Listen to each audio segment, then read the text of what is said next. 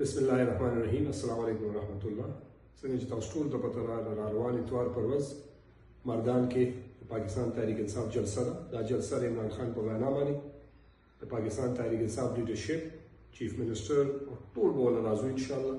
دا جلسه د ظلم خلاف، د زیاتی خلاف، عمران خان، بشرا بیبي هغه ټول اسیران چې کوم بې ګناه په جیل کې دي د هغې ظلم خلاف او د مهنګایۍ، د بېروزګارۍ، د ناانصافۍ، د پټرول ګران، د ناروا لوډ شیډینګ خلاف دا چې کوم دی نو د فارم 47 ناجایز حکومت خلاف اواز اوچتول دي.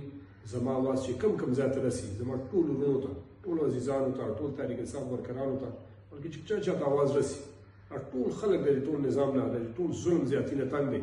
د فارم 47 د ظالمانه پالیسۍ خلاف دا چې کوم متحد کېدل دي، اواز اوچتول دي چې څنګه مو مخکې اوچت کړو او مردان جلسه کامیابول دي ان شاء الله. اینه په ګڼ تعداد کې ټول راغونډېږو، ټول به ځو موږ به دلته ان شاء الله ترقی هاوس نه ټول یو ځای کېږو تقریبا 1 بجه او بیا به هلته نه وځو. ټول چې کوم ځای کې زموږ خلکو والا دي او خپل رالمنډ دغه ته به یو ځای کېږي.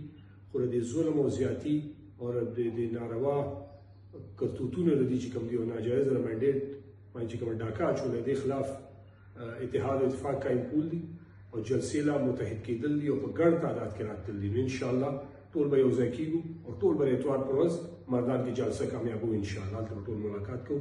پاکستان زنده باد، عمران خان زنده باد، پاکستان تحریک انصاف زنده باد.